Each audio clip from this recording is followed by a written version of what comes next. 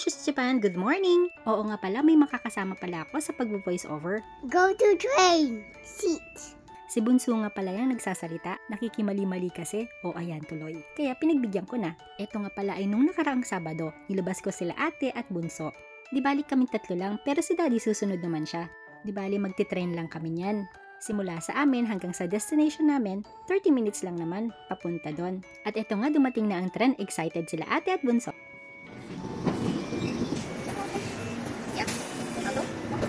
Go to train and stop the train. I'm go to Hanner Station. Ate, Mommy, JD. Dito pala ang destination namin, sa Hekenan Station. Di bali, bago kami makarating doon, maglalakad muna kami ng 9 minutes walk. Gambatiro nga si ate at Bunso maglakad. Kung mapapansin nyo, ang lalaki ng mga sombrero namin dito. Ang init kasi. At andito na nga kami sa Hekenan City, Rinkai Park. Sobrang laki nga nito at ang ganda. Kung walang budget, okay na magtampisaw dito. Pwede ka rin magdala ng tent at pagkain, outdoor toy ng mga bata. I go to park and swimming. At yun nga na nakahanap kami ng pwesto, inassemble ko na yung tent na dala namin. At eto nga habang ina-assemble ko yung tent namin, hindi na napigilan ng dalawa sa sobrang excited. Buti na lang madali lang i-assemble yung tent namin. At syempre bilang nanay dapat game ka rin mabasa. Ang sarap nga nilang pagmasdan, nakikita ko lang yung ngiti nila at excitement nila, masaya na rin ako.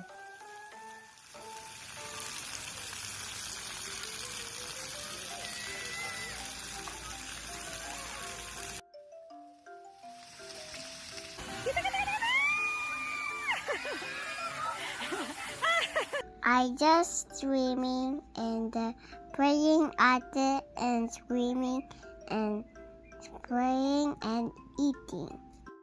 At pagkatapos naman kumain nila ate at Bunso, bumalik agad si ate sa tubig. Si ate talaga, simula baby pa, mahilig na talaga siya sa tubig. Alam niyo yung makakakita siya ng tubig, hindi talaga niya aalpasan hanggang hindi siya nagsasawa. At eto nga ako naman ang kumakain. Si Bunso naman nagpabihis naman siya. Akala ko nga ayaw na niya. Yung pala may balak magpabili ng ice cream. Meron nga palang mga vendo machine dito ng ice cream, mga drinks. Meron pa nga kami nakita nagbibenta ng kakigori. Kaso medyo malayo siya sa pwesto namin.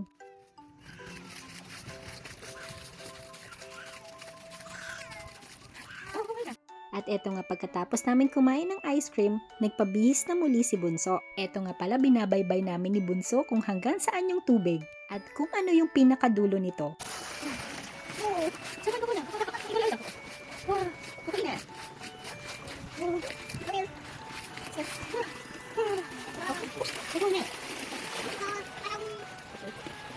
Eto nga pala yung pinakadulo na binabaybayan namin ni ate at Bunso. Oh, hindi yan imbornal ha. Malinis po yan. Naging favorite spot nga nila ate to eh. Sa pinakataas niyan, makikita doon kung saan nanggagaling yung tubig. Hindi ko na na-videohan dahil gawa rin ni Bunso. Tingnan nyo naman. At eto nga nakakita sila ng playground. Kaya naman tuwang-tuwa talaga sila. Sinulit talaga ni ate at Bunso ang pagpunta namin dito. I'm sliding the slide because they got trampoline. I got jump there. Alam nyo bang simula 10:30 hanggang 2:30 kami nandito? I'm stepping the spikes. I just thinking at the other.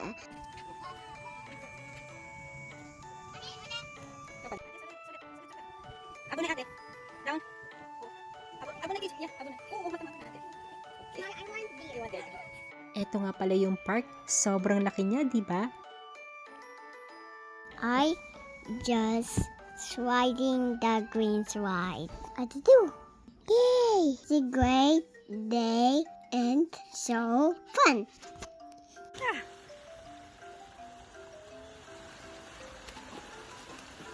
Pagkatapos nun, bumalik na uli kami kung saan yung pwesto namin. Nakakatuwa nga yung fountain dito. Magpapatugtog ng music pagkatapos lalapit ang mga bata. At eto ang mangyayari sa kanila. Netong mga oras na to, dumating na nga pala si daddy niyan. Wala nga siyang panligong dala, kaya kinuna na lang niya kami. At ayun nga, alam niyo ba yung rafting sports? Or na-experience na bang sumakay sa ganon?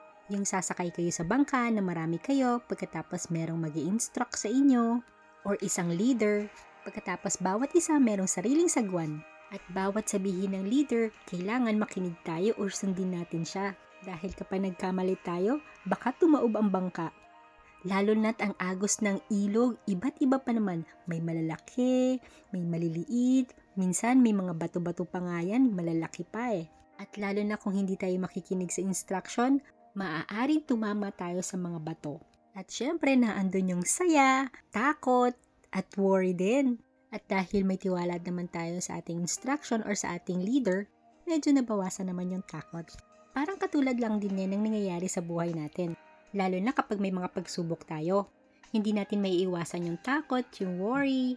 Pero kung meron nag-i-instruct sa atin sa buhay natin na katulad ng ating Panginoon, na andyan man yung mga pagsubok o dumating man yan, basta ipagkatiwala lang natin sa Kanyang lahat ng pakiramdam nating negative, gagaan lahat.